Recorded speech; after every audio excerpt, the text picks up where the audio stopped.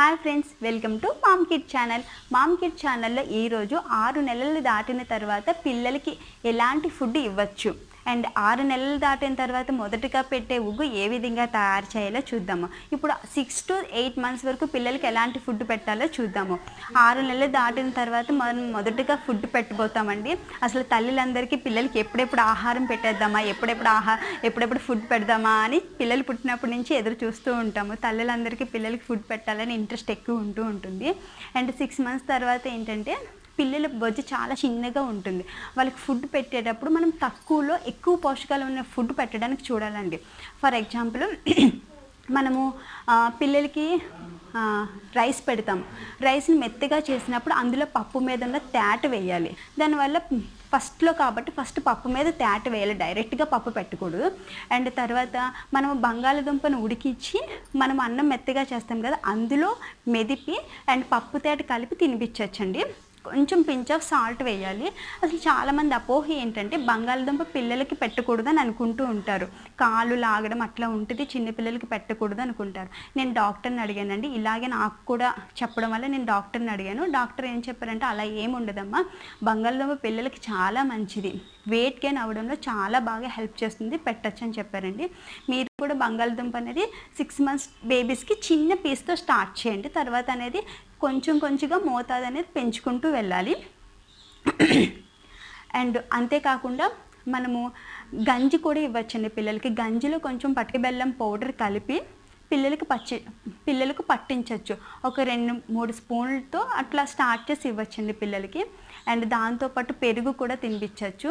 And ఇంకా barley Java, రాగి Java ఇవి కూడా పిల్లలకి ఒక 2-3 స్పూన్లతో స్టార్ట్ చేసి కొంచెం పెంచుకుంటూ ఇవ్వచ్చండి.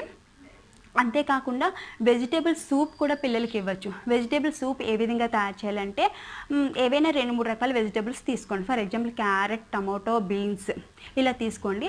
దాంతోపాటు 2-3 ఆకుకూరలు కూడా వేయండి. అంటే పాలకూర ఒక ఆకు అండ్ తోటకూర, పిల్లలకి కాబట్టి తోటకూర ఒక ఆకు అండ్ దాంతోపాటు కొరియాండర్ లీవ్స్ 2 అట్లా వేసి మరి బాయిలింగ్ చేయండి. బాయిలింగ్ చేసిన తర్వాత అది బాగా ఉడికిన తర్వాత స్టవ్ ఆఫ్ చేసుకుని వడపోసుకుని ఆ వాటర్లో పించ్ ఆఫ్ సాల్ట్ కలిపి ఆ వెజిటేబుల్ సూప్ అనేది పిల్లలు ఉగ్గులో కలిపివ్వచ్చండి. ఉగ్గులో కలిపివ్వచ్చు, లేకపోతే డైరెక్ట్గా ఆ వెజిటేబుల్ సూప్ అనేది పిల్లలకి తాగిచ్చచ్చు ఒక 2 స్పూన్లు అట్లాగా. దీనివల్ల ఏంటంటే చాలా పోషకాలు అనేవి, వెజిటేబుల్లో ఉన్న పోషకాలు అనేది పిల్లలకి అందుతుంది అన్నమాట. అలా కాదనుకుంటే కొంతమంది బయట నుంచి సెరిలాక్ నెస్టమ్ తెచ్చుకుంటారు. దానిలో వాటర్ బదులు ఈ వెజిటేబుల్ సూప్ అనేది కలిపి పిల్లలకి తినిపించవచ్చు. కానీ బయట తీసుకొచ్చే సెరిలాక్ నెస్టమ్ కన్నా మనం ఇంట్లో తయారు చేసుకునేదే చాలా బెటర్ అండి. ఎందుకంటే బయట తీసుకొచ్చి నెస్టమ్ సెరిలాక్లో ప్రిజర్వేటివ్స్ యాడ్ చేస్తారు. ప్రిజర్వేటివ్స్ యాడ్ చేసిన ఫుడ్ బేబీస్కి పెట్టడం అంత సేఫ్ కాదండి. ఇంట్లో తయారు చేసుకునేది పిల్లలకి చాలా మంచిది. పిల్లలకి 2 years వరకు చాలా జాగ్రత్తగా చూడాలండి. మనం 2 years వరకు పెట్టే ఫుడ్ అంటే పిల్లలు పుట్టినప్పటి నుంచి 2 సంవత్సరాల లోపు వరకు పెట్టే ఫుడ్ చాలా బలమైనది ఉండాలి.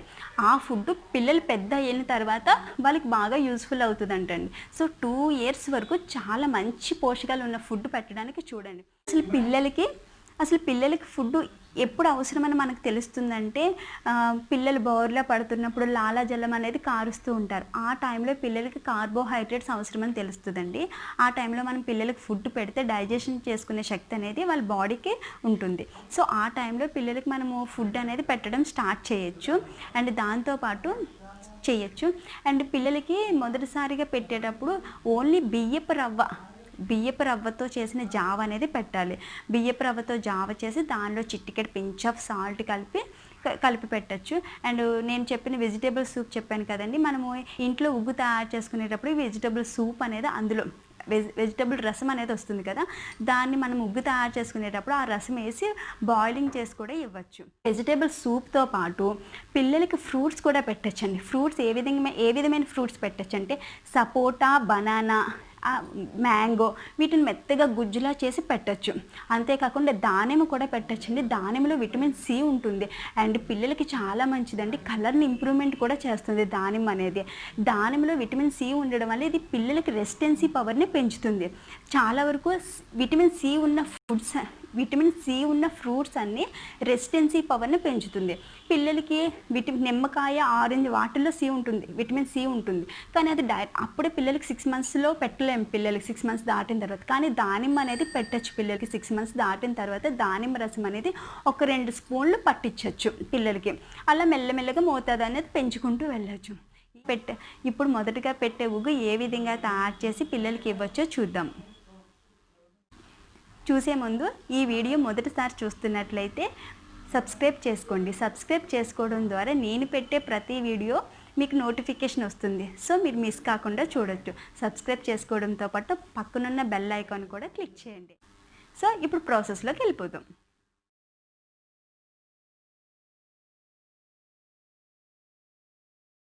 నేను ఇక్కడ ఒక గ్లాస్ బ్రౌన్ రైస్ తీసుకుంటున్నానండి. ఒక గ్లాస్ బ్రౌన్ రైస్కి నేను 2 స్పూన్ల కందిపప్పు తీసుకుంటున్నాను. మీరు కందిపప్పు ప్లేస్లో పెసరపప్పు అయినా తీసుకోవచ్చు. చిన్నారులకు మొదటగా పెట్టేటప్పుడు రైస్ జావ ఒకటే అలవాటు చేయండి. రైస్ జావ 10 డేస్ అలవాటు పడ్డ తర్వాత ఈ ఉగ్గును ప్రిఫర్ చేయండి. రైస్ జావ ఏ విధంగా తయారు చేయాలంటే బియ్యాన్ని శుభ్రంగా వాష్ చేసి దాన్ని ఆరబెట్టుకున్న తర్వాత ఫైన్ పౌడర్ కింద చేయాలి. ఎలా అంటే మనము ఇడ్లీకి పిండి గ్రైండ్ చేసుకుంటాం కదండి, దాంట్లో రవ్వ కలుపుతాం. సేమ్ ఆ ఫైన్ రవ్వ వచ్చేటట్లుగా గ్రైండ్ చేసుకోవాలి. ఆ విధంగా వచ్చిన రవ్వను జావలా తయారు చేసి పిల్లలకు పెట్టిన తర్వాత 10 డేస్ అలవాటు పడ్డ తర్వాత, రైస్ జావ అలవాటు పడ్డ తర్వాత పప్పుతో తయారు చేసిన ఉగ్గుని పిల్లలకి పెట్టండి. ఈ విధంగా వాష్ చేసుకున్న తర్వాత దీన్ని 10 మినిట్స్ నానబెట్టుకున్న తర్వాత ఈ విధంగా ఆరబెట్టుకోవాలండి. చూసారా, ఈ విధంగా బాగా ఆరిపోయిన తర్వాత దీన్ని సిమ్లో పెట్టుకుని గోల్డెన్ కలర్ వచ్చే వరకు వేయించుకుందాము.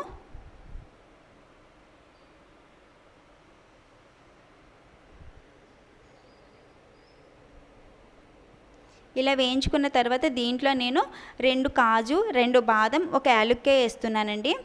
ఇవి రైస్తో పాటే వేసేసి వేయించుకోవచ్చు.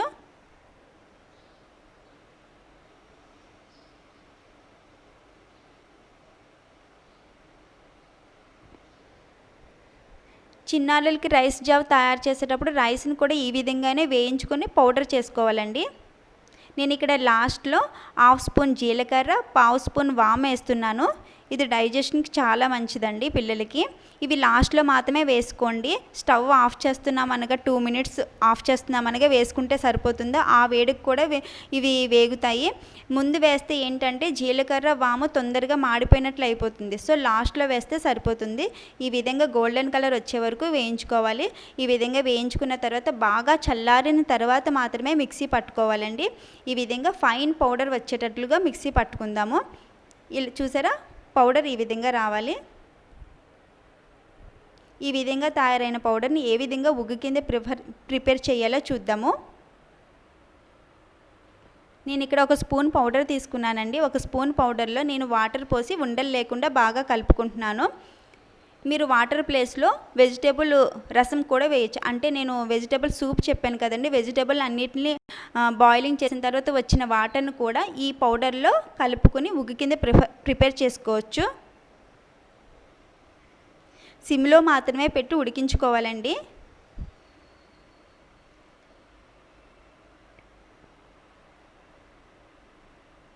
కొంతమంది అన్నాన్ని మెత్తగా మెదిపి పెడుతూ ఉంటారు. అప్పుడు అన్నాన్ని ఓన్లీ రైస్ ఒకటి మెత్తగా మెదిపినప్పుడు పప్పు మీద ఉన్న తేట మాత్రం వేయచ్చు. ఓన్లీ కందిపప్పు ఇట్లా ఉగ్గు కింద ప్రిఫర్ చేసి కూడా పెట్టచ్చు పిల్లలకి. రైసు కందిపప్పు ఇలా ఉగ్గు కింద ప్రిపేర్ చేసి కూడా పెట్టచ్చు.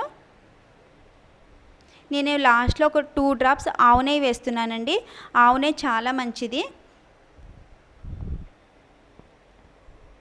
ఇలా కలుపుకున్న తర్వాత లాస్ట్లో స్టవ్ ఆఫ్ చేసుకున్న తర్వాత మాత్రమే సాల్ట్ వేయాలండి. పించ్ ఆఫ్ సాల్ట్ వేస్తే సరిపోతుంది, చాలా తక్కువ వేయండి. పిల్లలకి తయారు చేసే ఫుడ్ ఎప్పుడూ కూడా లాస్ట్లో సాల్ట్ వేయండి, మొదటగా వేయొద్దు. స్టవ్ ఆఫ్ చేసుకున్న తర్వాత లాస్ట్ వేస్తే సరిపోతుంది. అంతేనండి, 6 మంత్స్ దాటిన తర్వాత చిన్నారులకు పెట్టే బేబీ ఫుడ్ తయారైపోయింది. నెక్స్ట్ వీడియోలో 8 మంత్స్ దాటిన చిన్నారులకు పెట్టే ఉగ్గు ఏ విధంగా తయారు చేయాలో చూద్దాము. ఈ వీడియో మీకు నచ్చినట్లయితే లైక్ చేయండి, షేర్ చేయండి, సబ్స్క్రైబ్ చేసుకోండి. Thank you for watching. Bye friends.